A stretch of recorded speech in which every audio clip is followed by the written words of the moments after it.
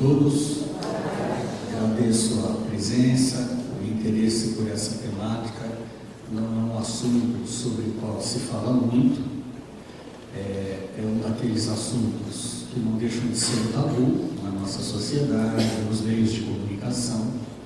Mas eu vou mostrar um pouco a vocês como o problema é sério, há um impacto muito grande em qualquer morte por suicídio. Nós já sentimos um impacto muito grande quando a pessoa é próxima da gente, mas também vou mostrar que em termos de saúde pública, entre tantos problemas que o nosso país enfrenta nessa área, nós podemos dizer que a mortalidade por suicídio também é um problema sério, está na lista das grandes causas de mortalidade no Brasil. Eu vou passar os slides, mas não pode deixar, eu gosto de ficar andando de um lado para o outro. Bem, eu gosto de começar a minha apresentação falando um pouco sobre as imagens, as concepções, as atitudes que nós temos em relação ao comportamento suicida.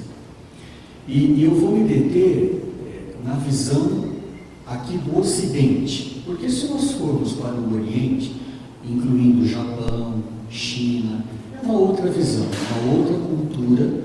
Eu vou deixar um tempo para nós conversarmos e a gente até pode tocar nesse assunto se alguém manifestar um interesse, uma pergunta. Vamos começar pela antiguidade, nos tempos da Grécia e nos tempos de Roma, em que o suicídio não era visto como um pecado, ao contrário, ele era encarado como um ato de liberdade individual, era até de alguma maneira sancionado, autorizado pelas autoridades. E interessante que a pessoa que desejava se matar, depois de autorizada por um conselho de anciãos, ela até recebia os meios de tirar a própria vida. Depois nós vamos dar um salto para o período da Idade Média, vários séculos que compõem a Idade Média, onde o suicídio passa a ser visto cada vez mais como um pecado, principalmente por causa das determinações das encíclicas católicas que vão cada vez mais agravando o pecado e as penalidades impostas. Um outro salto do século XVII, época do Renascimento, onde o suicídio passa a ser encarado como um grande dilema do homem, da humanidade, e deixa ou perde aquele sentido moral, aquele sentido de pecado. Chegaremos então aos dias atuais, em que o suicídio ele passa a ser visto como um problema também de saúde pública.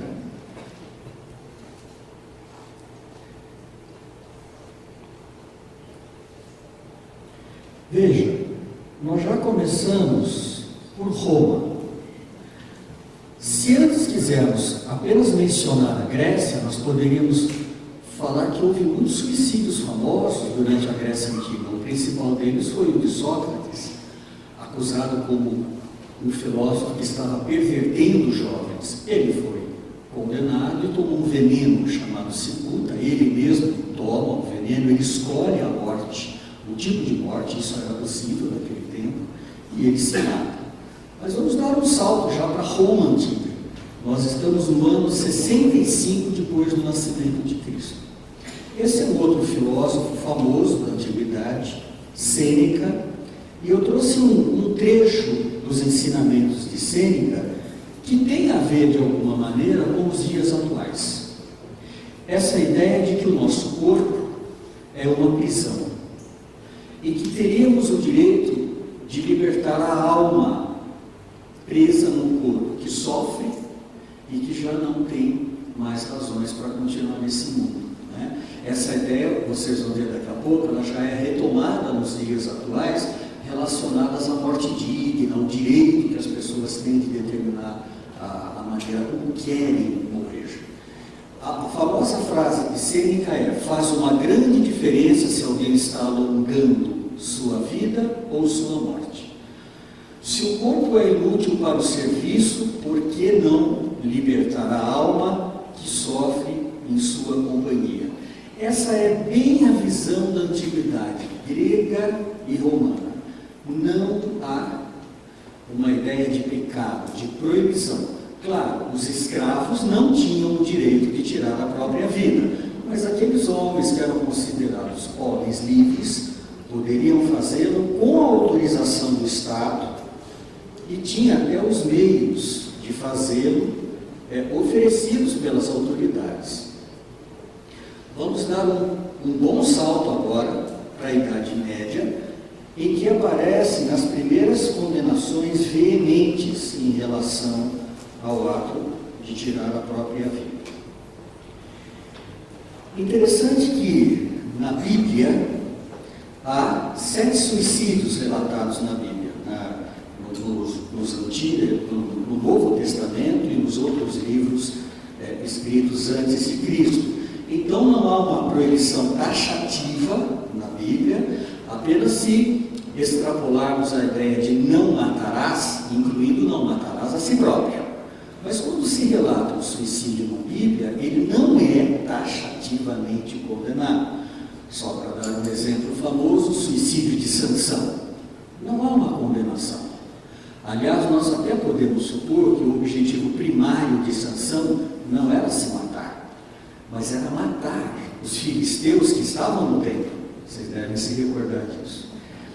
Mas aparece aqui um teólogo famoso do cristianismo, que é o Santo Agostinho, que faz a seguinte afirmação: nós declaramos e confirmamos que ninguém tem o direito de espontaneamente se entregar à morte sob o pretexto de escapar aos tormentos passageiros, sob pena de mergulhar nos tormentos eternos.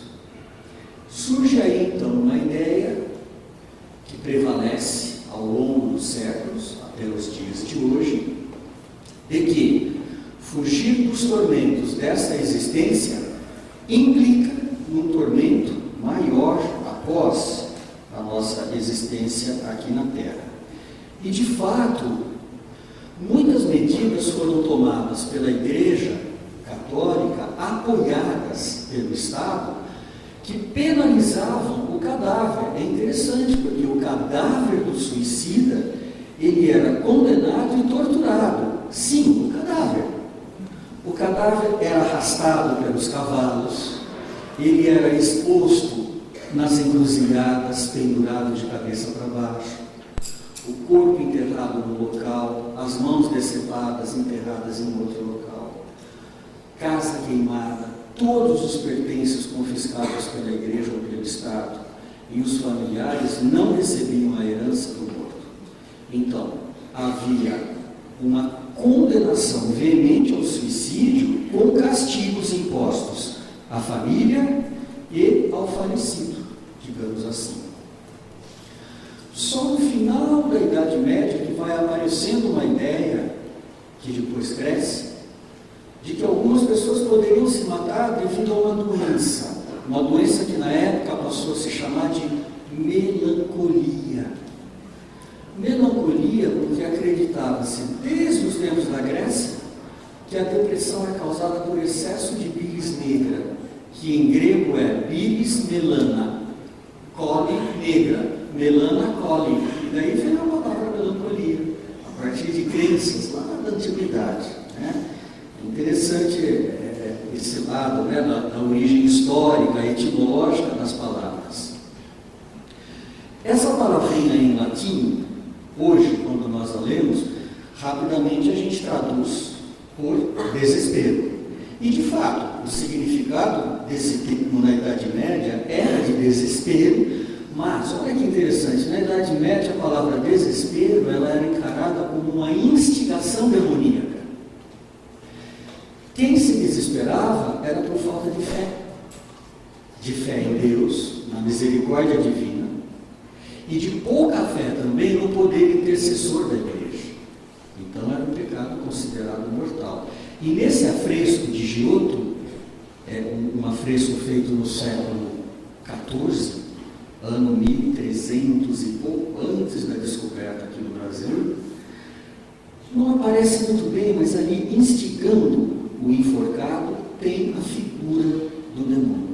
Então a palavra desperatio significava instigação demoníaca, o que deixava o pecado mais grave ainda. Suicídio era ceder ao demônio.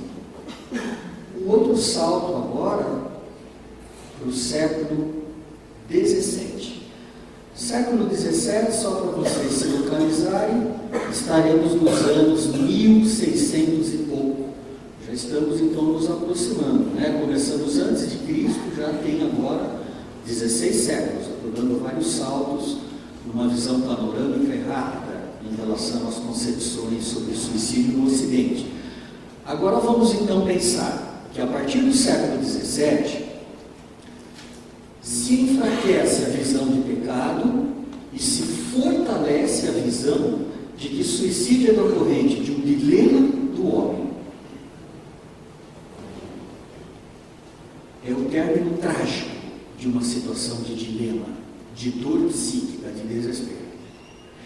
Se antes o suicídio era taxativamente proibido, agora ele passa a ser encenado nos palcos.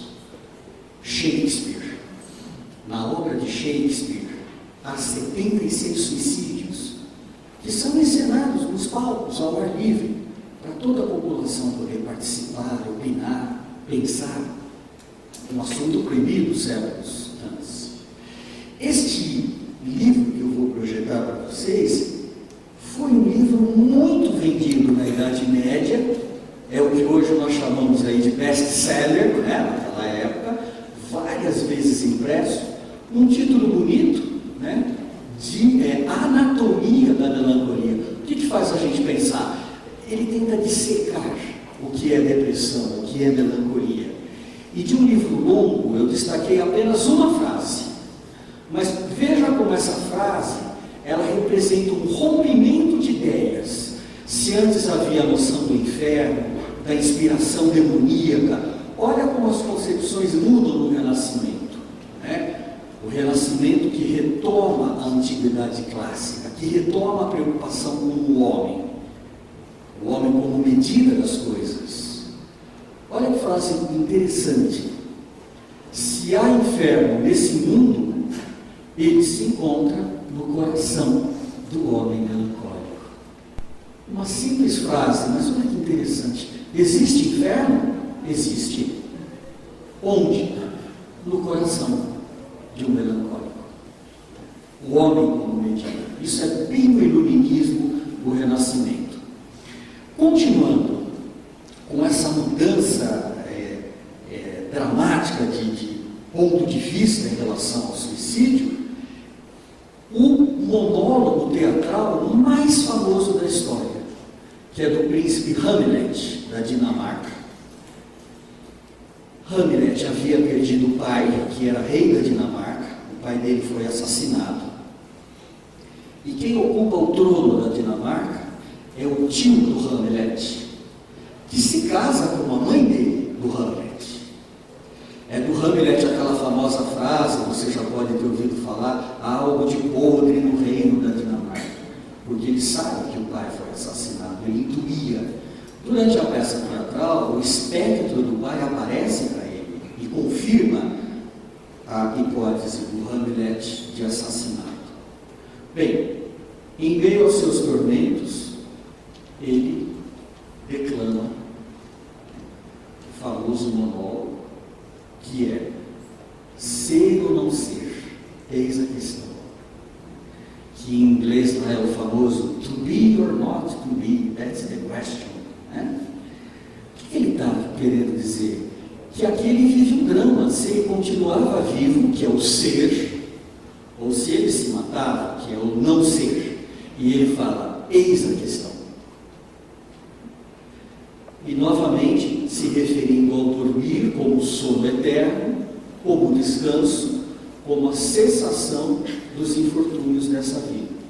Eu trouxe apenas um trecho do monólogo, mas se nós continuássemos a apresentar o monólogo, ele fala: olha, eu só não me mato porque eu temo o sofrimento que virá depois da minha morte. É isso que segura o Hamlet, impede que ele se mate. De fato, até o fim dessa peça de Shakespeare, ele não se mata e tudo acaba se esclarecendo, os assassinos do pai castigados, etc. Tem um final feliz. Agora nós vamos dar um outro salto. Nós vamos chegar aos dias atuais. Não deu tempo ainda disso aparecer nos debates aqui no Brasil, mas está aparecendo muito nos debates em outros países, principalmente no hemisfério norte. Aqui no Brasil nós estamos com tantas mazelas que não dá nem tempo de discutir muito outras coisas nos telejornais.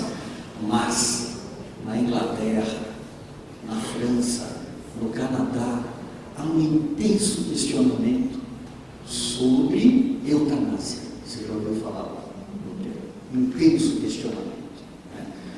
Posicionamentos contrários, posicionamentos muito firmes, bancados por organizações não governamentais, e fica para os legisladores a obrigação de legislar sobre uma área muito difícil, porque envolve tanto as concepções da fé, os dogmas das igrejas, como também envolve a opinião discordante da população. Vocês vão ver como estava na Inglaterra a opinião pública, eu vou mostrar daqui a pouco. Nos Estados Unidos, a eutanásia ela é aprovada em 8 estados. Vocês sabem que nos Estados Unidos, cada estado da federação tem um pouco mais de liberdade. Não existe uma lei única, uniforme em todo o país. Então, alguns estados aprovam a eutanásia, que também é chamada de suicídio assistido, quando o Estado, um profissional de saúde mental, dá para a pessoa os meios de ela tirar a própria vida, entenderam? Por isso que às vezes na literatura científica a gente também encontra o termo de suicídio assistido. No estado de Oregon, que foi o primeiro a aprovar nos Estados Unidos, há esses cartazes em inglês que dizem o seguinte, começando da esquerda e vindo para baixo, da esquerda lá em cima: mantenha o Oregon livre, mantenha a liberdade do nosso estado de Oregon. Depois, me dê liberdade na hora da minha morte, liberdade de escolha na hora da minha morte. E aqui embaixo, um cartaz um pouco escondido à esquerda, que eu acho muito forte, que é: se você faria isso por um cachorro, por que não faz isso por mim? É a defesa da eutanásia. Minha decisão, minha escolha. Nesse momento você pode estar se perguntando: mas eu achei que eu vinha numa palestra de prevenção do suicídio.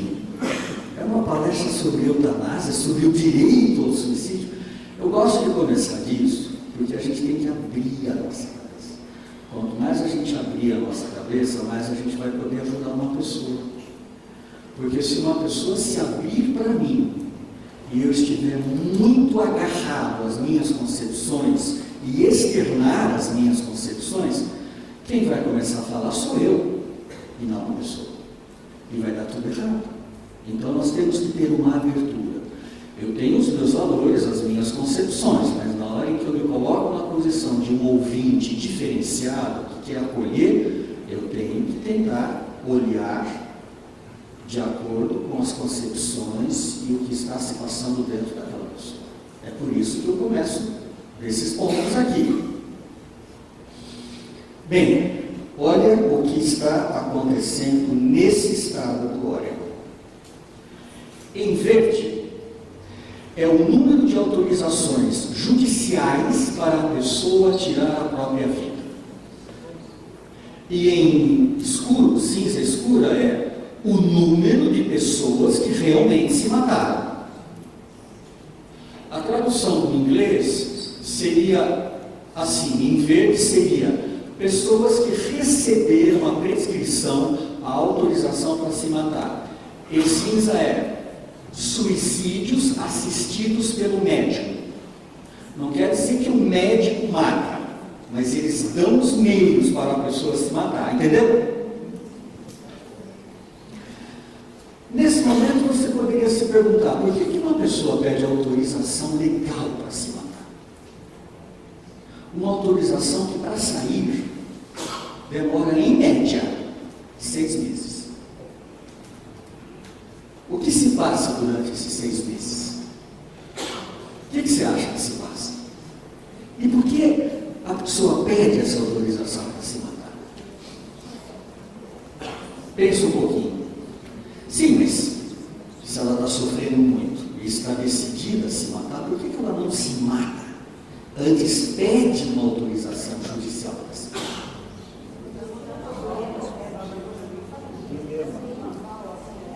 É uma fala.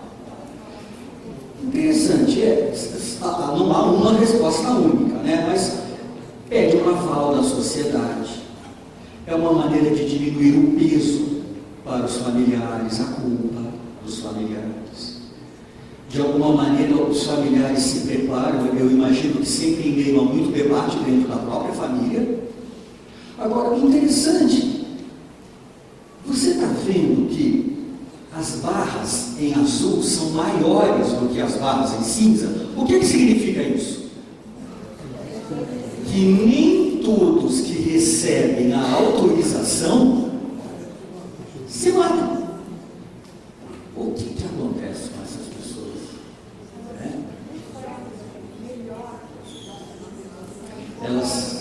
Elas refletem melhor, elas encontram outra saída. Isso mesmo. Um bom argumento para nos posicionarmos contra é que aquelas pessoas que recebem mais apoio, mais ajuda e mais recurso para continuarem vivas, elas decidem continuar vivas. Mas ainda assim, mesmo depois de um tempo de reflexão, cada vez mais as pessoas, vocês estão vendo, o número aumenta. Este é um fenômeno que em algum momento também vai chegar no Brasil. São quando os portões da ética são abalados, né? Casamento gay. Quem falaria em casamento gay aqui no Brasil há 20 anos atrás? Hoje está aprovado. Tem outros assuntos polêmicos que vocês estão lembrando, que já tem em outros países, que está chegando no Brasil ou não? Aborto.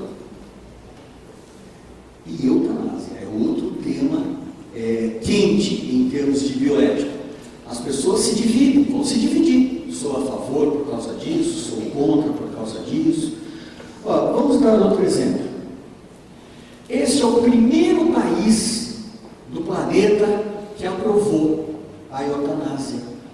Holanda, em inglês Netherlands é Holanda, e a Holanda é esse país que começa. Aborto começa na Holanda, casamento gay começa na Holanda, suicídio, drogas, liberação de drogas. A Holanda é uma espécie de um laboratório social experimental em relação às barreiras da ética.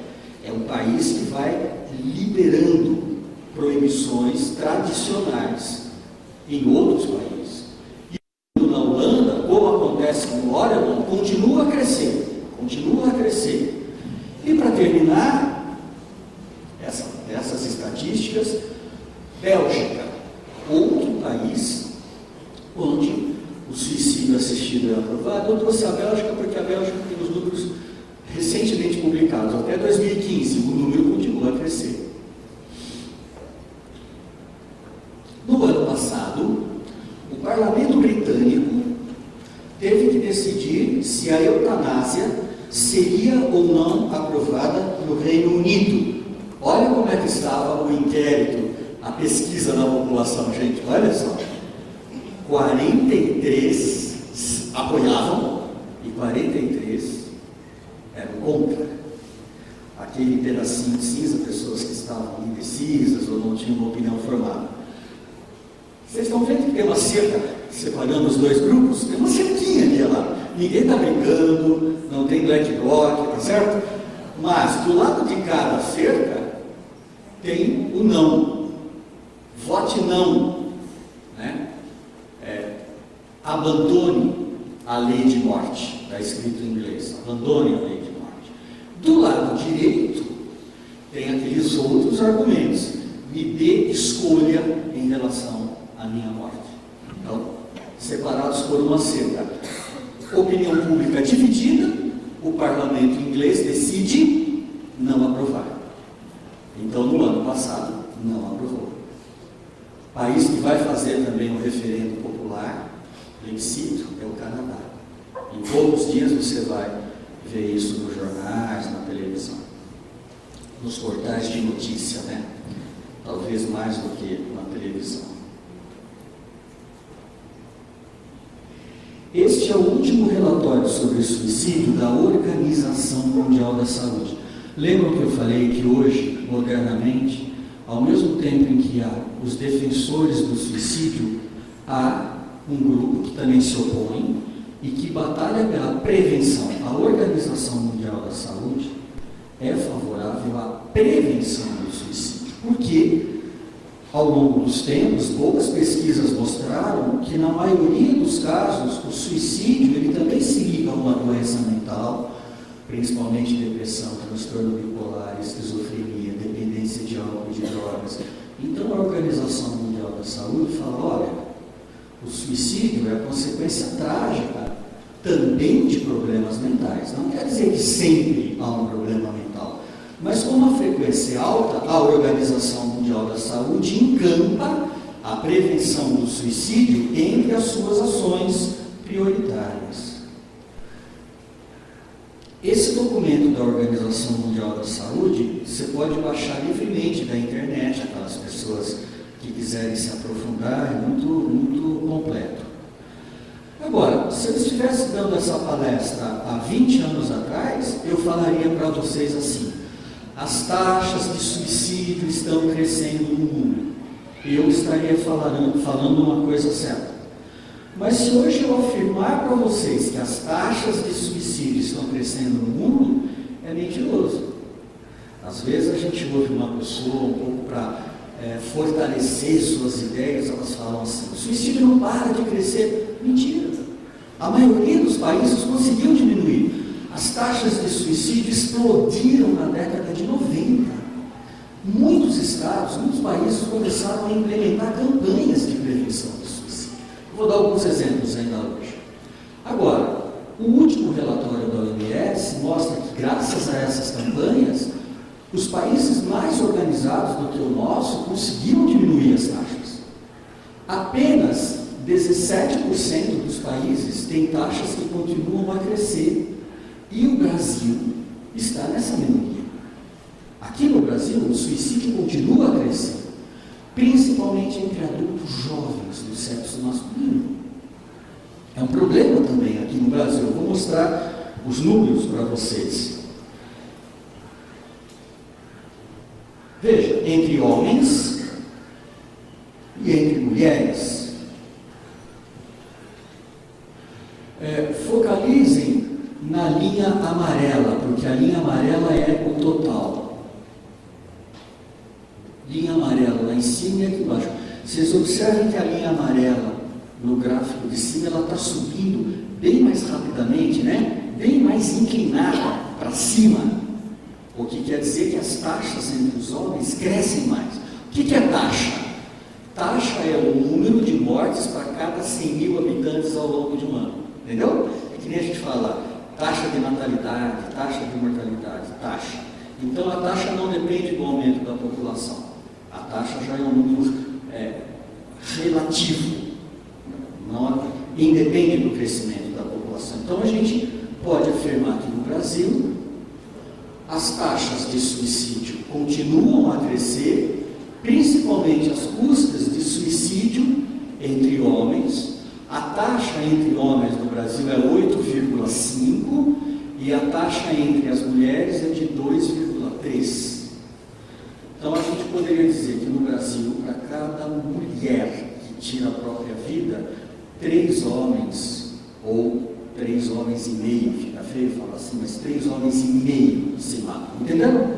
A taxa é 3 vezes e meia maior entre os homens. Por que será? Também para você pensar um pouco, por que será? Essa é a média.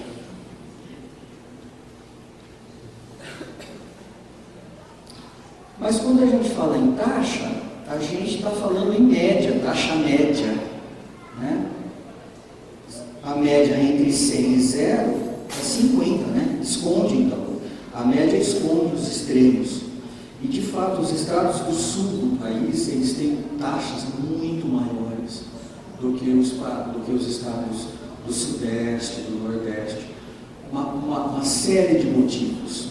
É interessante que um dos motivos é a colonização alemã no sul do Brasil. Uma curiosidade, quando um povo migra de um país para outro, parece que ele leva dentro da mala a taxa de suicídio do seu país de origem. Entenderam? São essas curiosidades da cultura, né? Mas é uma das causas apenas. Há outras causas relacionadas ao tipo de propriedade da terra, à monocultura, à dependência extrema da indústria do fumo, o que pode endividar muitas famílias, e muitas cooperativas acabam quebrando. Então, a problemática é muito maior. Nunca a gente consegue explicar suicídio com uma explicação única, simples. Tem até uma frase famosa que diz assim: todo problema complexo tem uma solução simples, geralmente errada. Tá certo? Problema complexo, soluções geralmente complexas. A gente tem que ir muito devagar. Será que é um problema de saúde pública, então, no Brasil? É. Há um número crescente de suicídio, mais em adolescentes e adultos jovens do sexo masculino. O suicídio no Brasil é muito alto entre indígenas, agricultores, forças policiais. Você não encontra isso nos jornais, né? Há 4 anos atrás eu trabalhei junto à Polícia Militar de São Paulo, 32 suicídios em um ano. No ano passado, com Minas Gerais e Rio Grande do Sul. Então, as polícias militares, o Exército Brasileiro agora fazendo uma campanha dentro da Corporação de Prevenção do Suicídio. Obviamente, são notícias, se suicídio já é tabu, suicídio de forças policiais é mais tabu ainda, porque transmite uma ideia do quê? Uma das ideias possíveis é a ideia de fraqueza, uma das ideias possíveis, né? Então, outra coisa interessante, a gente liga suicídio à cidade grande, urbanização. De fato, é onde há um maior número de suicídios, porque as cidades grandes são populosas. Mas se a gente dividir o número de mortes para cada 100 mil, tem mais suicídio em cidade pequena e cidade média. Talvez os suicídios das cidades grandes são mais noticiados, né? O impacto acaba sendo mais evidente. Agora, embora a taxa de suicídio no Brasil não seja assim tão elevada perto de outros países, eu mostrei há pouco que a nossa taxa é de 5,8 para cada 100 mil por ano. Nós temos países onde essa taxa chega a 30. Mas, como o Brasil é um país muito populoso, a gente acaba tendo um número grande de mortes. Nós estamos em 8º lugar no mundo. E isso não aparece nas notícias do dia. Mas você sabia que por dia 38 pessoas tiram a vida no Brasil? Você acha muito ou pouco? É muito. A gente não imagina, né? A gente não imagina, porque é um assunto pouco difundido. E quando a gente fica sabendo de um suicídio, a gente fica muito assustado e fala: nossa, mas na semana passada eu me encontrei com ele estava sorrindo, ele estava lá no churrasco, cantou, estava alegre. O que será que aconteceu? Ele descobriu que está doente. Ele foi mandado embora. Ele foi traído. Ele está devendo para o banco. A gente sempre fica procurando um fator que é um fator próximo à morte.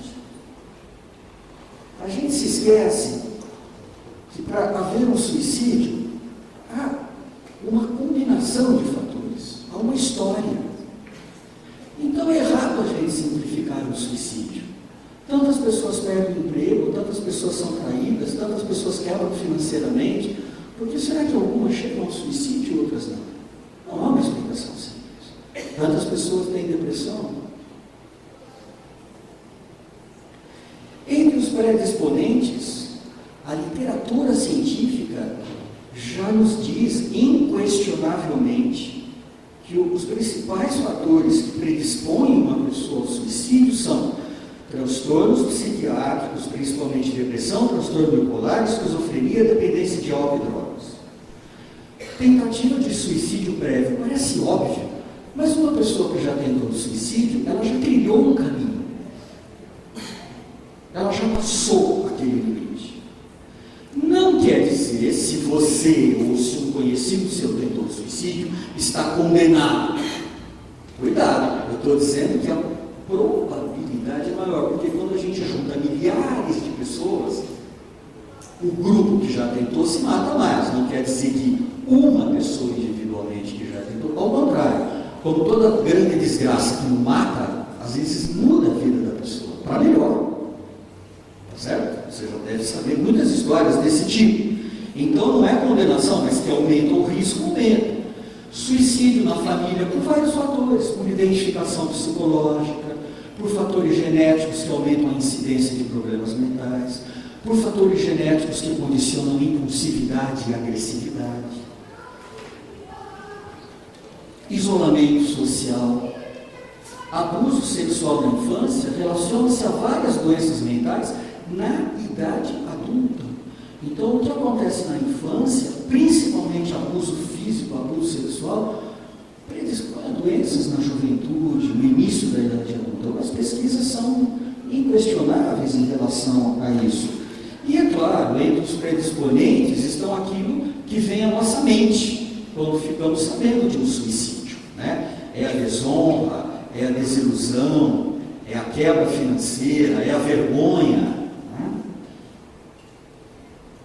Por exemplo, no Japão, a desonra é uma das motivações importantes para o suicídio, a desonra. No Japão, quando um grande empresário é descoberto fraudando, pagando propina, ele se mata. Se a moda pega no Brasil, vai violar lugar nos cemitérios nacionais.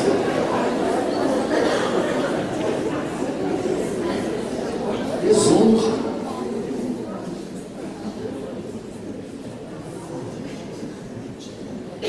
Então, não vamos simplificar. Um suicídio tem a combinação de vários fatores: abuso na infância, transtorno mental, doenças crônicas, aquelas que causam dor, incapacidade, perda de autonomia, fatores socioeconômicos como desemprego, quebra financeira. Há pouco tempo, um empresário se enforca num galpão vazio em Rio Claro. Vocês já ouviram falar, né?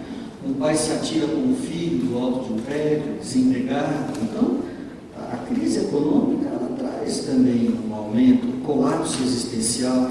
Tem pessoas que depois de algum acontecimento, isso funciona como uma ferida para o eu. A pessoa não aceita aquilo na vida dela e ela não consegue mais viver, né? Então, uma série de fatores levam a um suicídio. Agora, há também uma série de tabus e de equívocos em relação ao suicídio. Tem pessoas que falam assim, mas se eu perguntar para alguém se ele está pensando em se matar, eu não posso induzir a pessoa só porque eu perguntei? Não, absolutamente. A nossa pergunta não tem esse poder. Se a nossa pergunta for sincera, feita na hora certa, ao contrário, nosso interlocutor vai perceber que a gente quer ir fundo, que ele pode confiar, que ele pode se abrir, né? Então, tire isso da sua mente. Perguntar sobre ideias de suicídio é uma maneira de, durante a conversa com uma pessoa querida, você poder desconfiar que ela corre um risco, que ela está sofrendo muito, que ela chega a pensar num método cabal de interromper a dor, Porque muitas vezes eu atendo tanta gente no Hospital das Clínicas que tentou o suicídio e sobreviveu. Você vai conversando com as pessoas e elas falam: eu não queria morrer, eu queria interromper a dor. Você já não teve vontade de parar o mundo, né, de dormir? Quantas vezes a gente não teve a vontade de parar tudo, de se anestesiar um pouco? E acontece que muitas vezes na hora de um desespero, com dor psíquica intensa, a pessoa chega ao ato. Quem quer se mata mesmo. Você já pode ter pensado nessa frase. Eu já pensei. Agora, essa frase é perigosa, porque se a gente tomar essa frase como única verdade, por que a gente está aqui? Por que eu tenho dedicado parte da minha vida a dar uma palestra ou cursos como esse? Não, a gente não tem a onipotência de evitar todos os suicídios. Nenhum povo, ao longo dos tempos, conseguiu zerar o número de suicídios. Mas há uma parcela de mortes, uma parcela que é evitável. E é com isso que eu me preocupo. Quando a gente pode evitar uma morte, né? Se eu pegar essa ideia ao pé da letra, eu fico paralisado. Eu não faço nada. Já está decidido. Quem quer se mata mesmo. É que na realidade nós não conseguimos, nem sempre nós conseguimos ver e perceber que uma pessoa está pensando em suicídio. Outra frase problemática, né? Quem quer se mata mesmo. Ele está ameaçando o suicídio apenas para manipular. Ele está querendo chamar atenção. Ele está querendo me deixar com medo. É drama. Isso daí é história. Você já pode ter pensado nisso. Eu também já pensei nisso, penso às vezes, mas esse é um componente do comportamento. Vocês entenderam? Não é a totalidade. Porque se um adolescente está dizendo que vai se matar, será que ele se mata mesmo? Eu não pago para ver. Você paga para ver? Não pago. Tanto que a gente não pode desafiar. Se um adolescente chegar para mim e falar: qualquer dia eu tiro a minha vida, você nunca deve falar: então tira mesmo. Seja corajoso. Você nunca deve desafiar uma pessoa a fazer aquilo que você, no fundo, não quer que ela faça. Porque às vezes ela pode fazer para te dar um presente inesquecível no resto da tua vida. Viu? Você não acreditou em mim? Olha agora o que eu te dou. Então a gente tem que tomar cuidado. Não podemos enxergar apenas a manipulação. A gente tem que enxergar outros fatores. A simples menção ao suicídio é um sinal de que a pessoa não está bem. Há uma crise ali. O que nós vamos fazer? É claro que cada caso é um caso. Mas quando alguém te falar: essa vida não vale a pena, eu estou pensando em me matar, quando as postagens no Face começam a ficar negras, fala muito em morte, faz postagens, o gosto das músicas, das poesias mudam. Antes era sociável, agora passa dias trancado no quarto. Antes ia ler na escola, agora vai tirando notas baixas, vai abandonando. E quando esse padrão diferente de comportamento se instala, a gente tem que ficar mais alerta. Né? Alguma coisa está acontecendo. É que às vezes a gente não quer ver com os próprios olhos o que poderá acontecer. Então, sempre me pergunto: quais são os sinais de alerta? Olha, gente, os sinais de alerta eu tenho certeza que se você parar um pouquinho para pensar, você vai chegar à conclusão que está nessa projeção. Sinais de alerta em jovens. Mudanças marcantes nos hábitos. Não é uma mudança marcante hoje, porque o adolescente muda, né? Muda um pouco com o vento, com a direção do vento ao longo do dia, mas é uma mudança marcante de hábito, é diferente, né? Um comportamento ansioso, agitado, deprimido, piora no desempenho da escola, começa a se afastar dos amigos, da família, descuida da aparência, perda ou ganho inusitado de peso, mudança de padrão do comportamento em geral, incluindo o sono, né? Comentários autodepreciativos sobre si, ou sobre a vida, sobre o futuro, sobre o significado dessa vida. Disforia. Disforia é um termo psiquiátrico que é uma combinação de depressão com irritabilidade, as duas coisas juntas, né? A pessoa está mal e ao mesmo tempo é irritada, brava, brigando com todo mundo, intolerante, está sem pavio, né? E, é claro, você começa a doar pertences, escrever, fazer postagens, né? E é assim que vai. Todos nós já tivemos tivemos ideia de morte? Provavelmente, a partir de uma idade da vida, a gente começa a pensar mais na morte. Quando a gente é criança, adolescente, não pensa tanto, mas a partir de uma idade, quando pessoas queridas passam a morrer, vem a pergunta: como vai ser minha morte? O que me espera? Eu que trabalho nessa área, quantas vezes eu já não cheguei no alto de uma sacada de um prédio e falei: como seria se atirar? O que sente uma pessoa que se atira? Isso é normal. Mas geralmente, quando a gente tem esses pensamentos, a gente não dá um passo para trás, a gente fala: nossa, o que eu estou pensando? A gente até se assusta. Mas há pessoas para as quais esse pensamento deixa de assustar. Esse pensamento passa a ser cultivado, passa a ser encarado como uma saída. É aí que mora o perigo.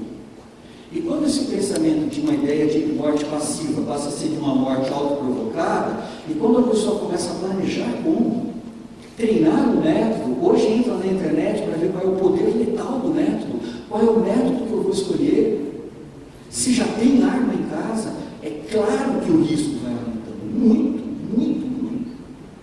Escrever uma carta, fazer postagem, acertar a conta no banco, doação de pertences, o risco, a intenção vai aumentando muito. E são coisas como essa que um profissional de saúde mental bem treinado pode avaliar melhor, às vezes avaliar melhor do que você, que está muito mal, está com medo, que está querendo ajudar, não sabe como, está paralisado. A gente precisa pedir ajuda.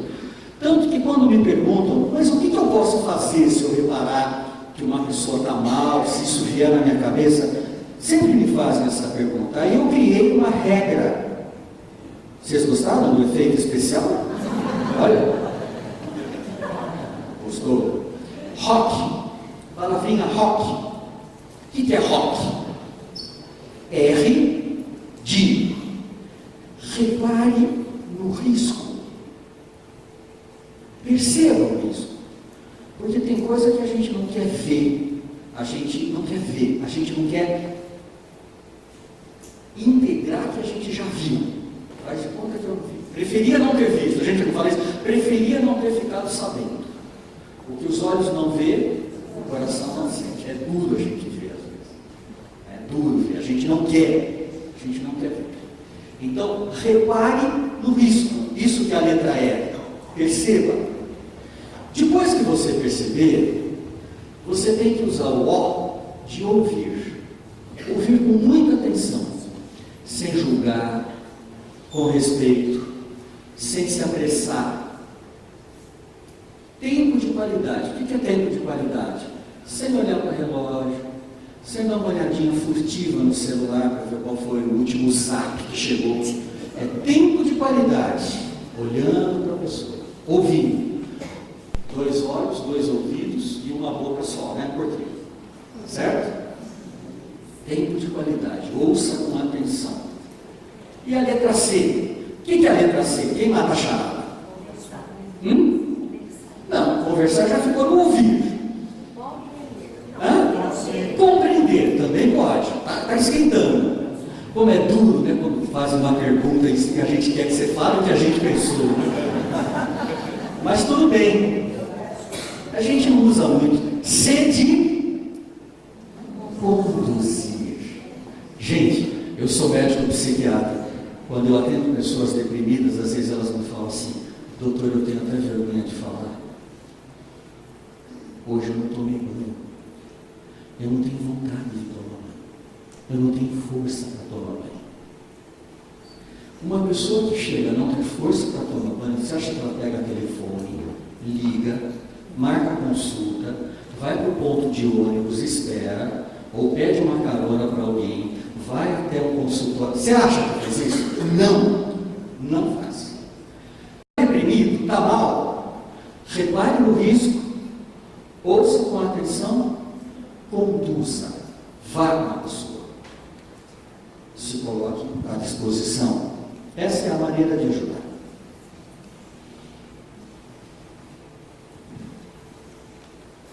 Quem está na última fileira consegue ler? Quem está lá atrás ou não? Dá para ler? Não, né? Então tá bom. Quando vocês leiam, faça um pouquinho de silêncio, para você pensar, memorizar.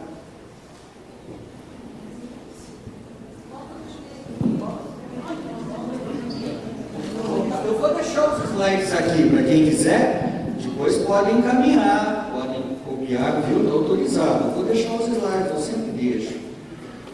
Vocês querem que eu volte? Mas eu não quero, eu quero ir para frente. Vou voltar. Ouvir com atenção.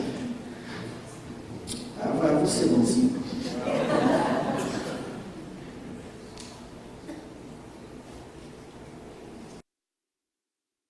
Depois, conduzir. Porque quem está muito mal não consegue, às vezes, tomar as atitudes. Se ela não aceita, isso também é bem interessante, porque às vezes fala, meu marido bebe, mas ele não aceita procurar uma ajuda. Essa é uma grande questão. Geralmente, quando alguém não aceita, a gente que está vendo o problema, a gente tem que se orientar, tem que receber uma ajuda para poder devagarzinho ir motivando a pessoa para o tratamento. É por isso que além dos AAs, além dos narcóticos anônimos, há também as reuniões dos familiares, porque o comportamento da gente condiciona muito a decisão de uma pessoa procurar ou não ajuda, né? Chegar, por exemplo, com um alcoolista e dizer assim, você vai morrer de tanto beber, você está se matando. Não adianta falar? Já ouviu isso 100 vezes. Então existem técnicas de motivação, não daria bem para a gente se aprofundar aqui, mas quando a gente vê que alguém precisa de ajuda e ela não aceita, é a gente que tem que se ajudar para ajudar a pessoa. Tá? Receber ajuda, receber orientação. Ó, falei de uma maneira de agir em termos pessoais, você com uma outra pessoa. Em termos globais, populacionais, saúde pública, tem várias coisas que a gente pode fazer. Por exemplo, conscientizar. Uma palestra como essa vai mudar a tua cabeça em relação ao problema do suicídio, espero. Você vai conversar com outras pessoas. Esse assunto que trazia tanto pavor, né? Você vê o tema da palestra, você fala, nossa, que terror, que estranho, que medo, Não, né? É um problema humano, nós temos que falar sobre isso. Então, por exemplo, você já ouviu falar do Setembro Amarelo? Cada ano está ficando mais forte essa campanha, né? Esse ano que passou foi iluminado o Cristo Redentor, Brasília, o Monumento das Bandeiras de São Paulo e o jogo do Bahia contra... que pena, esqueci quem jogou. Teve um jogo grande no estádio Fonte Nova, em Salvador. Todos os jogadores entraram com a camisa amarela, o Setembro Amarelo. Então, os meios de comunicação começaram a dar mais espaço. O Fantástico fez reportagens sobre prevenção do suicídio. O tema que era tabu, ele passou a ser mais discutido, mais conversado, né? No Brasil a gente tem o CVV, que é uma das coisas maravilhosas que existe no nosso país, uma das grandes ONGs que nós temos em relação à qual a gente tem que ter orgulho. São voluntários que pagam o aluguel da casa, luz, telefone, energia elétrica e que se dispõem a ouvir pessoas desesperadas, atendendo no telefone e agora atendendo a moçada também pela internet, no chat, por e-mail, por Skype. É uma das organizações do Brasil que a gente precisa saber que existe e apoiar. Também hoje existe uma associação brasileira de estudos e prevenção, um site na internet, uma cidade no interior de Rio Grande do Sul, uma cidade muito bonita que merece um nome. O nome da cidade é Encantado, muito linda a cidade. Altos índices de suicídio, a população se organizou, fizeram um curso, eu participei do curso e também criaram uma cartilha sobre problemas mentais que foi distribuída em todas as casas da cidade. Uma cidade de 15 mil habitantes que se organizou muito, deixou de encarar o assunto como um tabu e fez até uma cartilhazinha, um manual entregue de casa em casa. Uma coisa muito legal. E como a gente vê que quando a população decide se organizar, a gente pode fazer coisas muito bonitas. Outra coisa é redução de acesso aos meios letais. Parece pouco, mas não, é muito importante. Quando uma pessoa começa a pensar em se matar, ela vai escolhendo um método. E alguns lugares, gente, atraem suicídio. Parece que tem um ímã, atrai suicídio. Vou dar exemplos para vocês. exemplos trágicos. Está vendo aqui? Esse prédio, quem que é? Quem conhece esse prédio? O que é?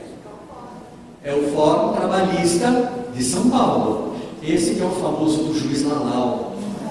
Naquele tempo a gente achava que era só ele que estava com problemas, mas era só o juiz Lalau. Naquele tempo. Gente, olha o interior desse prédio. Olha. Foi do último andar desse prédio que um pai agarrou o seu filho de 4 anos, depois de receber uma sentença negativa do juiz, ele se atirou com o filho, um desempregado. Então, prédios públicos, prédios em geral, não podem ter essa arquitetura. É perigoso, porque uma parte dos suicídios, não todos, mas uma parte impulsiva, é um ato de desespero. Se a pessoa tivesse 10 minutos para pensar, ele não se atirava com o filho. Mas, após 5 suicídios desse prédio, 5, eles colocaram anteparos de vidro, ou estão para terminar isso, porque é caro, fica em 5 milhões. Uma ponte famosa, quem conhece? Quem já visitou? Liga Vila Velha a Vitória. Muitos suicídios já ocorreram nessa ponte. Muitos suicídios. Aí eu olhando, me aprofundando, várias vezes eu já fui a Vitória fazer grupos, discussões, aí eu procurando na internet, eu descobri um site que fala, se você quer se atirar da ponte, se atire da região verde, porque é de lá que você consegue. Olha o que é a internet. A internet é como a vida, gente, é as forças do bem e as forças do mal. Eu encontrei esse site, olha lá. O site diz, se você quer se atirar, você se atire do verde, inclusive com a cor verde, porque é lá que funciona. Existem sites para defender a vida, mas também existem sites maldosos. Linha amarela de São Paulo, você está vendo essas portas deslizantes? Quando o trem para, abre a porta do trem, junto abre a porta da plataforma. Vocês entenderam? Porque há muitos casos de suicídio no metrô de São Paulo. Não são noticiados por razões óbvias, para de novo não ser, mas muito suicídio. Então é uma simples providência. Aí você fala, mas quem quer se matar? O metrô fecha a porta, não escolhe outro lugar. Gente, é aquela técnica de ganhar um pouco de tempo, de conseguir alguma coisa, de conseguir uma opção outra para aquela pessoa. E a resposta é não. Quando se fecha uma ponte de onde muitos se atiram, o número de suicídios na região diminui e se mantém diminuído. É interessante, são fenômenos já comprovados na literatura científica que ferem um pouco essa nossa ideia. Outra coisa que é atender bem pessoas que tentam suicídio. Nós fizemos um grande programa na Unicamp, que depois serviu de modelo para várias cidades, adotaram esse programa, de registrar muito bem os casos de tentativa de suicídio que são atendidas no pronto-socorro, e depois nós acompanhamos essas pessoas com telefonemas periódicos feitos para a casa delas, sempre a mesma pessoa que atendeu o PS, para reforçar a necessidade dela procurar ajuda, obter tratamento, e nós sorteamos um grupo, a gente encaminhou para a rede pública. O outro grupo, a gente fez os telefonemas periódicos, depois de 1 semana, 2 semanas, 4 semanas, 7 semanas, 11 semanas, 4 meses, 6 meses, 12 meses. Quando completou 1 ano e meio, a gente liga para todo mundo, vendo como é que está, se está vivo, se está se tratando, o que está acontecendo. E olha que resultado interessante que a gente obteve. Foi um estudo da Organização Mundial da Saúde, realizado em vários países, incluindo a cidade de Campinas. Nós reunimos 1.867 casos. E olha só que coisa interessante. Ao final de 1 ano e meio, naquele grupo que a gente atendeu no pronto-socorro e encaminhou para a rede pública, ao final de 1 ano e meio, de cada 100 pessoas, 2 se mataram. Olha como o número é grande, é assustador. Agora, naquele outro grupo que a gente fez a intervenção, que a gente ficou telefonando, 2 pessoas se em cada 1000. Olha que interessante, né? Então, ações aparentemente simples, aparentemente, porque não é fácil ficar telefonando, ouvindo, isso provoca um desgaste emocional, tem todo um treinamento, grupos onde a gente supervisiona, discute, mas algo como isso já consegue ajudar muita gente. A gente acredita que esses telefonemas propiciaram, na verdade, um espaço para a pessoa começar a elaborar, porque muitos atos de suicídio são atos de dor. A pessoa não chegou a um estágio ainda de sofrimento. Vocês entenderam? É um ato repentino, impensável. Muitos, eu não estou dizendo todos, cada caso é um caso. E a experiência boa que nós tivemos com esse protocolo, hoje adotado em várias cidades, principalmente no sul do Brasil, não mais como pesquisa, mas como modelo de atendimento. E é muito legal a gente ver que consegue ajudar. Isso foi publicado num pequeno livrinho, acessível pela internet, que é Telefonemas na Crise. Então, há uma série de coisas que a gente pode fazer para a prevenção de suicídio, treinar profissionais a detectarem melhor depressão, alcoolismo, melhorar a rede pública de serviços, porque não adianta, quando a gente não tem o que fazer, a gente não faz diagnóstico. Isso é uma coisa que acomete os profissionais de saúde.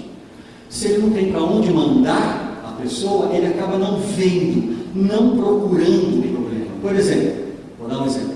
O que me adianta fazer um diagnóstico de dependência de álcool, se primeiro eu não sei o que fazer, não tive um bom treino na área, segundo, não tenho para onde mandar, é melhor eu ficar cego e não mexer no vespeiro, tudo entre aspas. Vocês entendem a minha linguagem? Estou falando rapidamente para não cansar os números.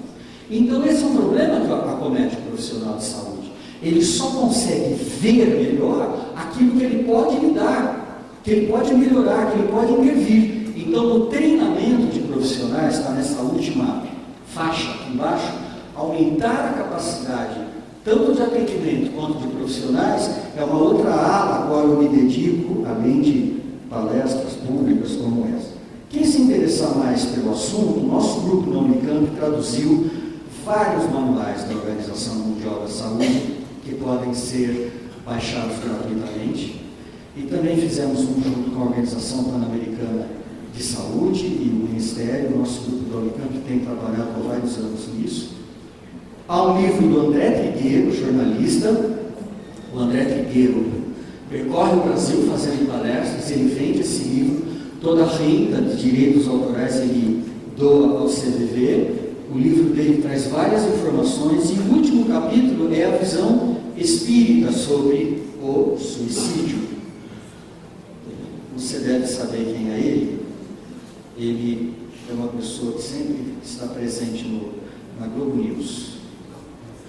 Também, esse livro que eu estou mostrando é um livro que reúne a minha experiência, mas ele é mais dirigido ou a profissionais de saúde ou a quem quer se aprofundar. Ele é um livro um pouco mais técnico, digamos assim, mas para o leitor curioso, para o leitor que quer se aproveitar da minha experiência, da experiência do grupo da Unicamp, também vai gostar. Não é difícil de ser. Pela atenção.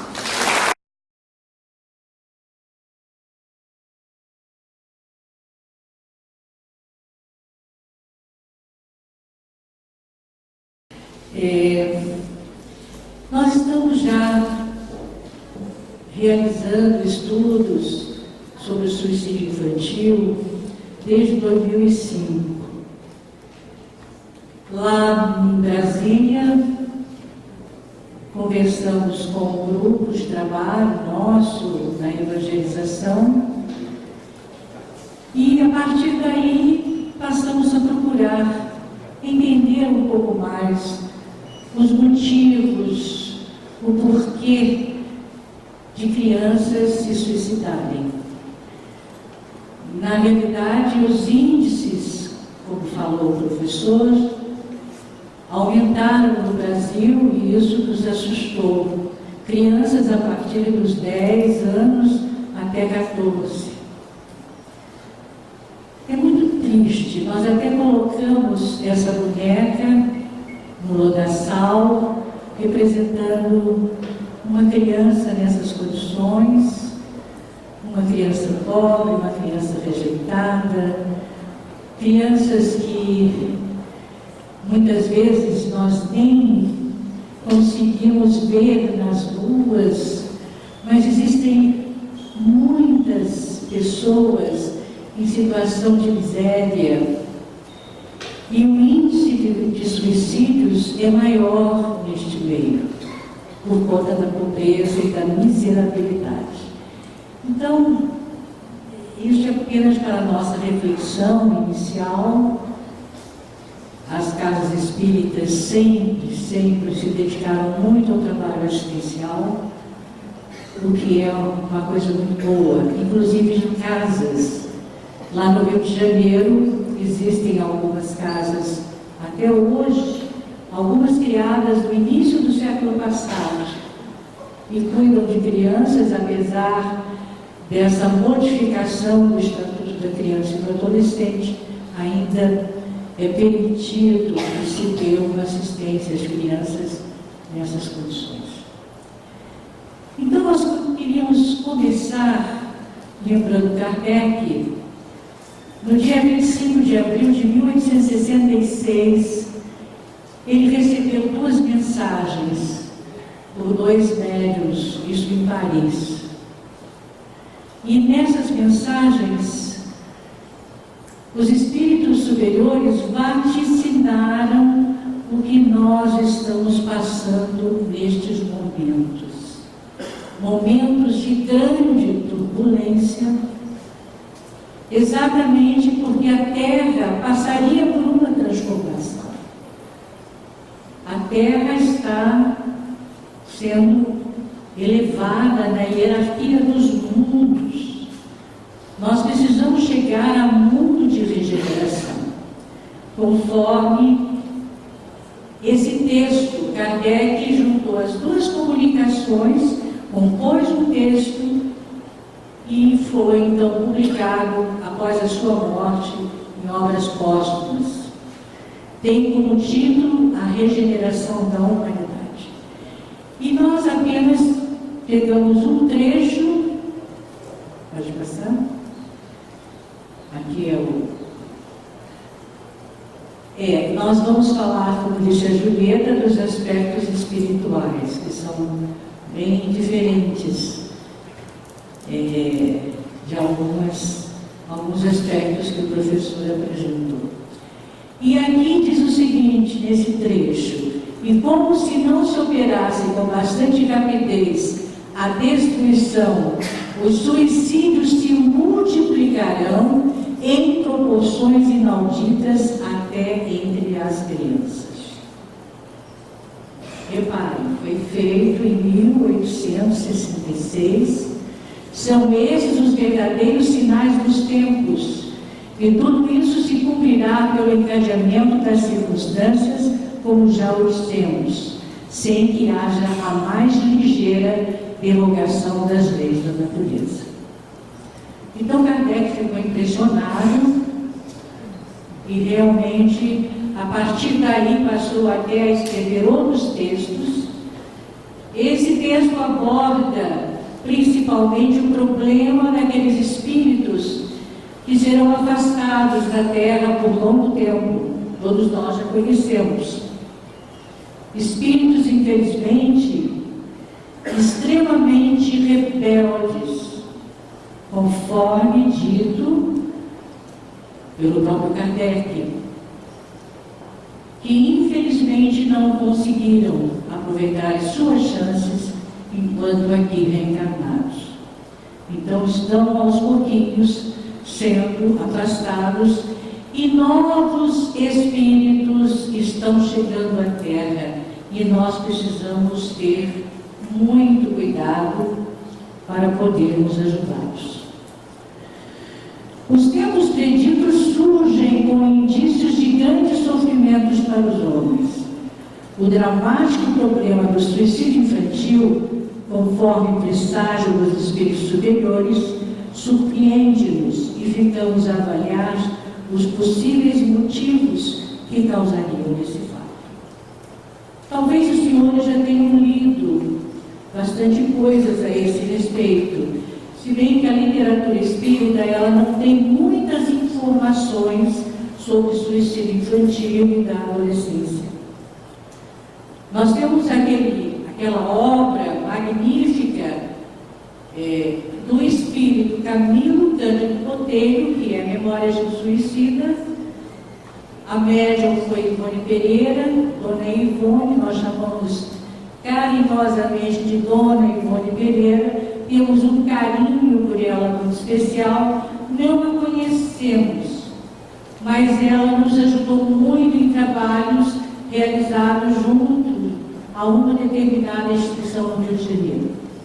Mas conhecemos pessoas muito, muito ligadas a ela, como se fossem filhos, e acabamos adquirindo um amor muito especial por essa criatura, que sem sombra de dúvida foi extraordinária, principalmente ao detectar problemas dessa natureza.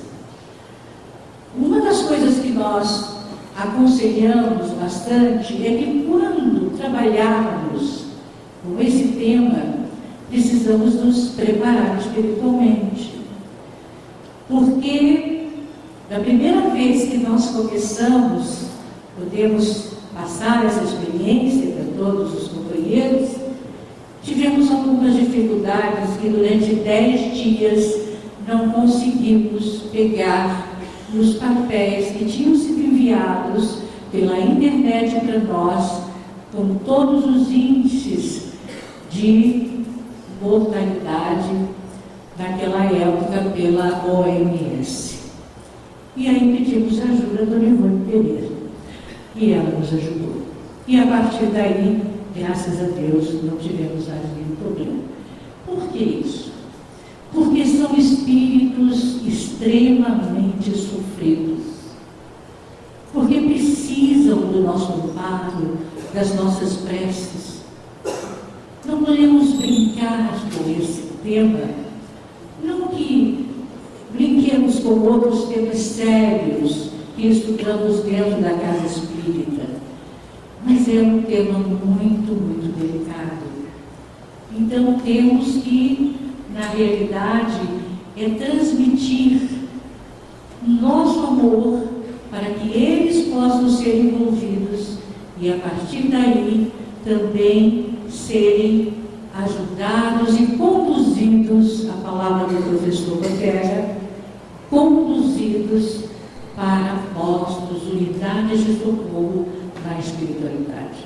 Todos nós sabemos que existe o Instituto Maria de Nazaré, que é a instituição maior de socorro ao suicídio, aos suicidas no plano espiritual. Então, vamos continuar. Queríamos também aproveitar esse momento e rapidamente fazer uma reflexão sobre a importância da evangelização para as crianças, quer dizer, para o espírito que reencarna. É imprescindível considerar a evangelização de crianças e jovens nos lares e nos centros espíritas como uma verdadeira educação para a formação espírita cristã das novas gerações que necessitam evoluir moralmente em seu retorno à Terra, para a continuidade do processo de transição planetária e do renascer de uma nova era. Nós já temos 100 anos de evangelização espírita no Brasil, em termos federativos. A Federação Espírita Brasileira iniciou em 1914, em junho de 1914, e foi uma festa. Figuras como Bezerra de Menezes, Bittencourt Sampaio, lutaram para que a evangelização infanto-juvenil pudesse ser realmente atendida e as crianças encherem as nossas salas de maneira que pudéssemos iluminar os seus corações, as suas consciências. Mas nós não sabemos o que está acontecendo. Está diminuindo o número de crianças nas salas de aula. está diminuindo o número de jovens nas salas de aula. Lá no Rio de Janeiro, aos 2 anos e meio ou 3 anos, abriram inscrição para jovens e apenas um apareceu para o curso. Ficamos impressionados e as crianças eram muito poucas. Então nós temos que refletir sobre isso. O que está acontecendo? Por que os pais, os familiares não estimulam para que elas venham ao centro espírita e possam crescer à luz do Evangelho, à luz da doutrina espírita? Vinícius, pseudônimo do autor e orador espírita Pedro de Camargo, que todos vocês conhecem, porque é um bom paulista, afirma: a obra da regeneração social deve começar na criança. Nunca será ocioso lembrar que o alvo do Espiritismo está na iluminação interior das almas aqui encarnadas. Logrando este objetivo, todos os demais problemas serão solucionados. É evidente. Precisamos pensar no futuro, nessas novas gerações. A nossa responsabilidade como espíritas é muito grande. Estamos também comemorando agora 40 anos da campanha permanente da evangelização infantil. Um trabalho primoroso, dedicados companheiros, alguns já partiram para a espiritualidade, mas tivemos a felicidade de estar ao lado de muitos deles. Então é preciso que essa campanha permanente ela realmente possa ser estendida para todo o país e para países do exterior, porque foi a partir dessa campanha que outros países começaram a participar desse trabalho memorável. Então, vamos refletir a partir do que vem, né, do que vem agora. Talvez não tenhamos, assim, a performance científica do professor, mas tentaremos de algum modo transmitir o que for possível para ajudar a todos no atendimento à criança e ao adolescente. Assim, o próprio Vinícius colocou naquela mensagem dele: buscar em primeiro lugar o reino de Deus e a sua justiça, tudo mais vos será dado por acréscimo da misericórdia divina. Nós realmente temos sido agraciados. Essa é a verdade. Nós todos temos sido agraciados. Então, tudo que pudermos fazer, dentro, evidentemente, das nossas possibilidades, nós precisamos fazer. O suicídio da criança ou do adolescente deve ser analisado com cuidado por todos aqueles que educam a infância e a mocidade à luz do espiritismo cristão, sobre os fatores que os levam a adquirir desinteresse pela vida e a ideia de morrer passe a influenciá-los constantemente. Por que isso acontece? Trouxemos alguns livros só para lembrar, porque certamente são todos conhecidos pelos companheiros, algumas passagens que são publicadas nessas obras de espíritos de escola, como por exemplo Blandina, que dizem ser Benei, dirigente do Lar da Bênção da espiritualidade.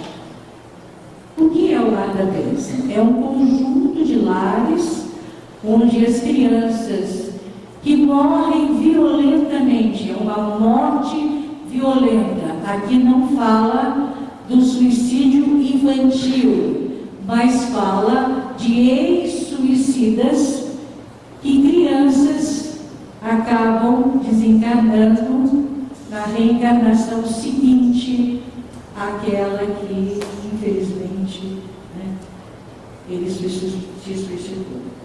Blandina, ela faz umas colocações em relação aos pais. Gostaríamos de trazer o livro de André Luiz, Entre a Terra e o Céu. E ela diz o seguinte: temos irmãs que, por nutrirem pensamentos infelizes, envenenam o leite materno, comprometendo a estabilidade orgânica dos recém-natos. Vemos casais que, através das rixas incessantes, projetam raios magnéticos de natureza mortal sobre os filhinhos tenros, arruinando-lhes a saúde, e encontramos mulheres invigilantes que confiam o lar a pessoas ainda animalizadas e a carta de satisfações doentias não se envergonham de ministrar hipnóticos a entezinhos frágeis que reclamam desvelado carinho. Nós temos que pensar muito bem nessas palavras de Blandina. Aqui, o personagem principal é um menino chamado Júlio. Não sei se vocês lembram dessa história. Então, o Júlio é um ex-suicida e, por descuido da madrasta, um descuido mais ou menos intencional, mas depois ela se arrepende, o Júlio acaba se afogando novamente. Ele foi um suicida por afogamento. Então, o Júlio estava completamente desequilibrado e precisava ficar ao lado de Blandina. Ele não podia se juntar às outras crianças por conta do seu estado, do seu comportamento. Então, precisamos começar a observar mais a criança. Kardec tem uma passagem, quando ele fala da educação, que nós temos que ter muito tato, muita experiência e profunda observação em relação à criança. Precisamos verificar como estão os nossos filhos. Precisamos ficar mais atentos às suas tendências. Alguns têm tendências, infelizmente, difíceis. Kardec também nos fala sobre isso na questão 199A. Nota da questão 199A. Podem ver quando ele diz que muitas crianças, na realidade, têm uma tendência até para o crime, para o assassinato, para o roubo, e que nem sempre a infância significa inocência. Então nós temos que conhecer mais os nossos filhos. Não que eles sejam assim, mas precisamos realmente perceber: são bondosos ou precisam ser mais preparados para isso? Tem algum problema de aprendizagem? O professor falou da depressão. A depressão, uma criança deprimida, ela é prejudicada no desenvolvimento da sua personalidade. Então é preciso que a gente tenha muito cuidado, porque as crianças atualmente estão apresentando sim esse comportamento, ou por tédio, ou porque realmente não estão sendo bem acompanhadas pelos pais. Vamos ver se a gente fala mais um pouquinho sobre isso. Em 10 anos, entre 2002 e 2012, o suicídio de crianças e adolescentes com idade de 10 a 14 anos cresceu 40% no Brasil, conforme dados da Organização Mundial da Saúde. O professor já falou, só para enriquecer,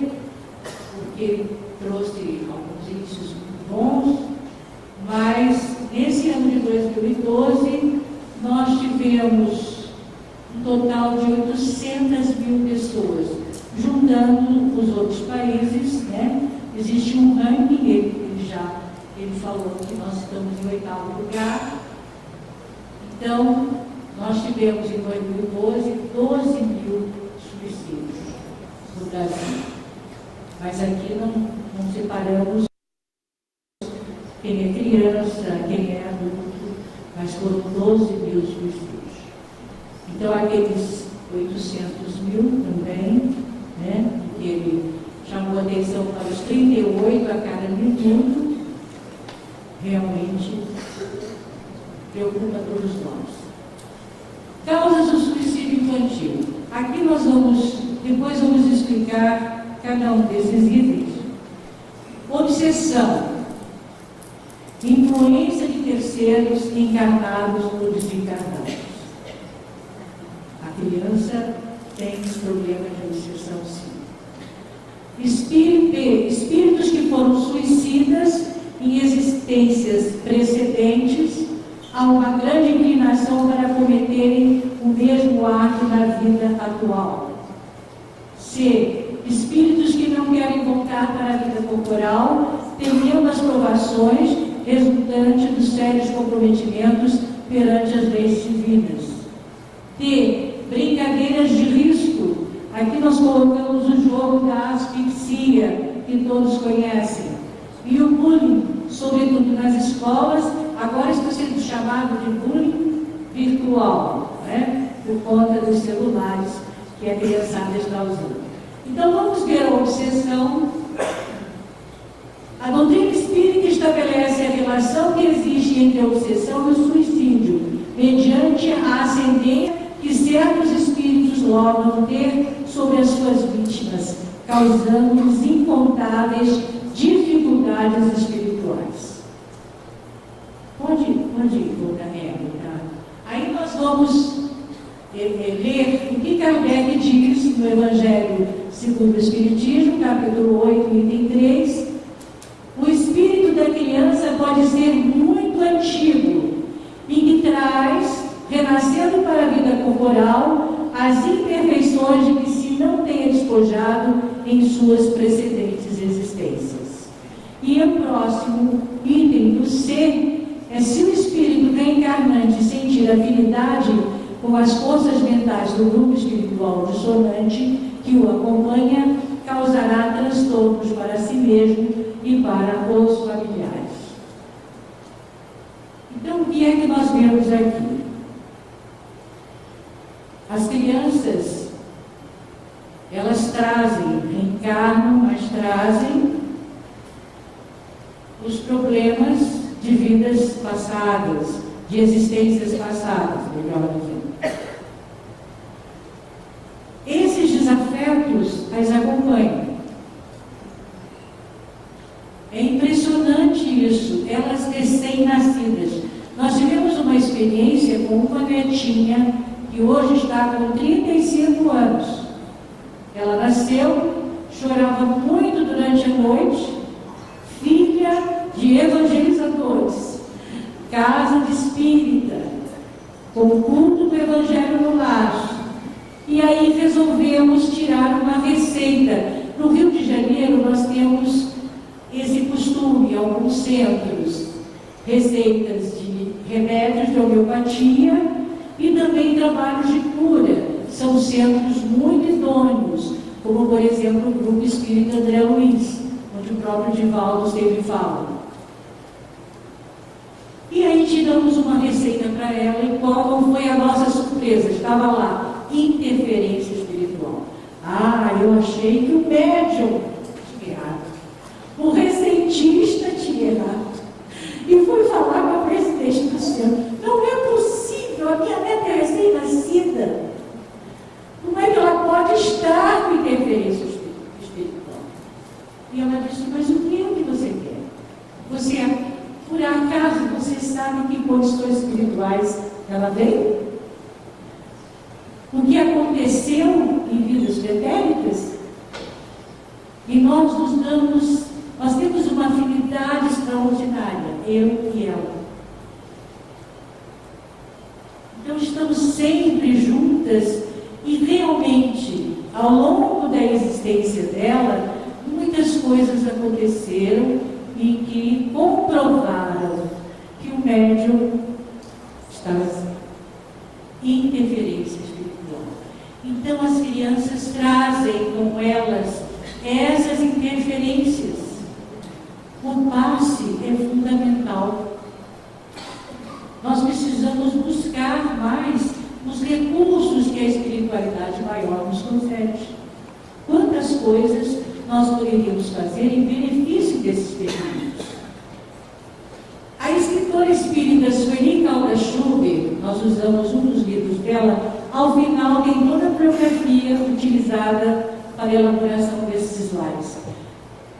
Avalia que as crianças iguais aos adultos participam desse intercâmbio com entidades interiores, que se mostram de diferentes maneiras. Perturbações do sono, causando pesadelos que infundem o terror noturno, tanto quanto provocando inquietação, irritação, medo, agressividade, mudança de comportamento, depressão, tristezas, complexos diversos, perturbações de aprendizagem, suscitando maldades e ideias de suicídio. Já vimos alguma criança assim? Já. Várias crianças que apresentaram esse comportamento. Principalmente crianças que viviam dentro dessas instituições que eu mencionei no início. Porque, infelizmente, são espíritos muito endividados e que precisam da nossa compreensão. B. Espíritos que foram suicidas em existências anteriores. O professor falou que há aquela vontade, né? Não se sabe por que a pessoa tem vontade. Dr. Bezerra também, no livro Dramas da Obsessão, psicografado pela Ivone Pereira, ele fala ali dos adultos e são os mesmos comportamentos que nós citamos agora para vocês em relação à criança. Então isso acontece com determinadas pessoas que têm essa vontade de morrer, de se suicidar e não sabem por quê. Muitas vezes, através do sono, os espíritos obsessores, eles vêm e começam a influenciar sutilmente. Eles são muito sutis. É preciso que saibamos lidar com eles com amor, mas também conhecendo-os, para que não atinjam aqueles principalmente que amamos. Espíritos que não querem voltar para a vida corporal, temendo as provações. Espíritos que temem as inúmeras provações que viverão na Terra, mesmo submissos, porém acabam retornando para o mundo material, conforme a lei de ação e reação, na busca de sua melhoria moral. São espíritos que, em existências anteriores, foram criminosos, extremamente cruéis, despóticos, e que sabem que terão que passar por muitos sofrimentos. É evidente que os resgates já foram avaliados por eles, né? As provas que virão, expiações, testemunhos muito tristes, muito dolorosos. Então eles não querem reencarnar, mas ao final eles reencarnam. Imaginem um trabalho da espiritualidade com todos esses companheiros, que, como disse a mensagem da Daisy, todos nós queremos chegar ao alto, e eles também. Brincadeiras de risco, brincadeiras que testam a coragem das crianças e dos adolescentes frente aos colegas, mesmo sabendo dos perigos que acarretam determinados jogos. Nós não podemos aprofundar muito certas questões, mas uma das questões que nós gostaríamos também que os companheiros procurassem conhecer, estudar mais, é sobre a necessidade da autoestima dos filhos. Isso é fundamental. O que é a autoestima? Todos nós sabemos, é sentirmos confiança, sentirmos segurança. Os pais precisam influenciar mais os filhos nesse sentido. Porque essas crianças, elas se defendem, elas não entram nessas armadilhas, elas não caem nessa esparrela, porque realmente elas são preparadas. Uma casa onde há diálogo fraterno com os filhos, a melhor maneira é essa. Tem uma mensagem de Emmanuel, quando ele fala, na passagem de Jesus. Quando nós temos que sim, sim, não, não. Não é isso? Só que o não precisa ser tirânico, não precisa ser agressivo. O não tem que ser um diálogo, explicando o porquê o não. Eles precisam começar a discernir entre o bem e o mal. Eles precisam compreender o que é dever moral. Eles precisam amar as coisas que o rodeiam, a natureza, os animais, tantos animais abandonados, crianças que judiam dos animais. Por quê? Essas qualidades, elas precisam vir do berço, porque senão nós não vamos conseguir ajudá-los. Nós não vamos conseguir que eles realmente se tornem homens de bem.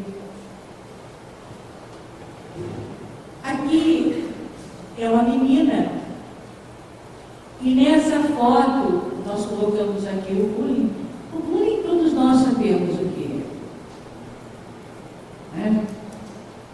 Então, as crianças, por falta de uma educação talvez melhor, por falta de uma orientação maior, elas acabam sendo inconvenientes com os colegas, inventando nomes, inventando coisas. Foi o que aconteceu. Eu vou passar o retrato daquela menina, personagem daquela série dos 13 porquês. Então, volta um pouquinho para trás, por favor, Paulo. Aqui diz assim, 21% dos estudantes americanos relatam ter sofrido bullying na escola. 64% das vítimas, porém, não admitem ter sido alvo desses ataques. Logo, o número total de afetados deve ser maior. 24% dos jovens que se encontram nessa situação tiveram piora no desempenho acadêmico. Dizem não apreciar o ambiente escolar e demonstram menor confiança nas próprias habilidades.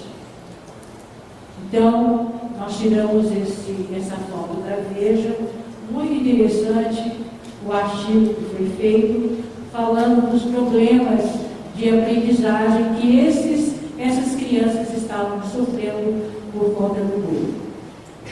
E aí passamos, essa é a moça bonita, personagem que se suicidou. Aquela série, 13 capítulos, e ela deixa 13 fitas cassetes para justificar a razão do porquê do seu suicídio. No início, as razões são muito banais. Depois, elas começam realmente a serem muito sérias. Mas por quê? Eu assisti e fiquei assim um pouco surpresa com o comportamento da mãe, uma mãe amiga, uma mãe amorosa, uma mãe queria estar sempre próximo a ela, mas havia alguma coisa que não deixava a moça falar com a mãe, desabafar com a mãe, se abrir com a mãe. Talvez porque eles a valorizassem em demasia, achando-a era a única filha, então o amor do pai e da mãe era muito grande. Algumas razões podem ser destacadas que levem o adolescente às drogas, ao álcool excessivo, aos jogos arriscados e muitas vezes ao suicídio. Pressão dos companheiros. É vencido pela pressão do grupo para não ser rejeitado. Isso vai acontecer também naqueles jogos tipo de asfixia. Eles querem se mostrar superiores e aí aceitam, mesmo percebendo que poderão correr riscos. Rebeldia contra os pais. Isso acontece quando os pais são excessivamente permissivos ou autoritários e hostis. Fugas das pressões da vida. O jovem quer escapar das lições ou pressões da vida, fugindo dos acontecimentos. O adolescente não foi preparado para enfrentar o estresse. Distúrbio emocional, adquiridos especialmente de desajustes familiares, desenvolvem sentimentos de rejeição e indiferença dos pais e de outras pessoas da família. Não conseguem enfrentar de outras maneiras a ansiedade, o aborrecimento, a depressão, o medo de fracassão ou a falta de objetivos. Alienação e rejeição social. A rejeição é feita por uma sociedade diferente. Muitos jovens encaram o futuro sem qualquer esperança, confrontados pela discriminação econômica, social e racial. Pronto, tivemos um caso muito triste de uma menina de 17 anos, pobre, mas que participava conosco das atividades da FEB desde os 13 anos. Ela não aguentou a sua realidade. Por mais que pudéssemos dar assistência a ela, e ela se suicidou. Ela tentou 3 vezes, na terceira vez ela conseguiu. Então foi muito triste, nós realmente lamentamos, porque sempre gostamos muito dela. E hoje, inclusive, eu estou pensando muito nela. Então espero, já faz muitos anos isso, que ela esteja aqui presente. Bom, assim, no entanto, nem todas as manifestações de nossos filhos são sinais de interferências obsessivas, ao expressar formas particulares de comportamento ou reagir às exigências do mundo exterior. Por favor, não vão achar que qualquer coisa que as crianças fizerem, meu Deus, está obsidiando. Não é bem por aí, viu? Ao contrário, tem algumas que gostam são agitadinhas, são alegres, levadas. Ai, quanto mais levadas, melhor. Eu sei que é triste por conta do cansaço, mas é bom que elas sejam, né? Que elas sejam curiosas, que elas perguntem tudo. Agora, quando ela ficar muito isolada, muito baratinha, muito quietinha, e sempre achar que nada vale a pena, aí é sinal de que alguma coisa não está. Bom, eu não sei, eu acho que não vai dar tempo. Desculpem, essa parte a gente também vai deixar os slides para serem distribuídos para todos vocês.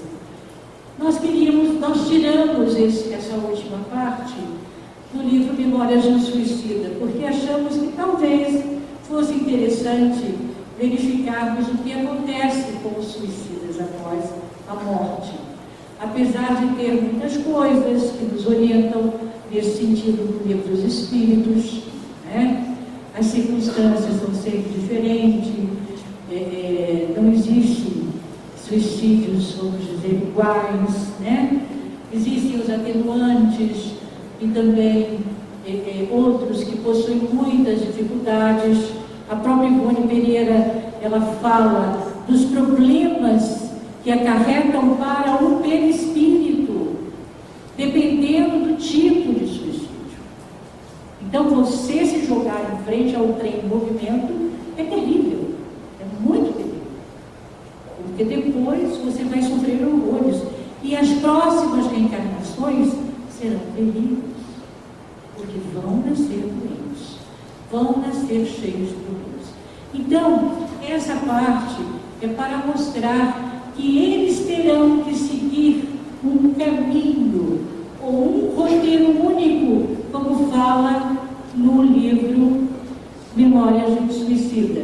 E aí nós fizemos um resumo desse roteiro único para mostrar a todos vocês o quanto eles terão que lutar, o quanto eles terão que se sacrificar para poderem retornar a uma vida normal, a uma vida de equilíbrio, uma vida em que eles consigam finalmente caminhar para cima, para caminhar para o alto, como todos nós sempre estamos. Eu acho que eu vou parar aqui, tá? Porque senão vai ficar muito extenso. Muito obrigada.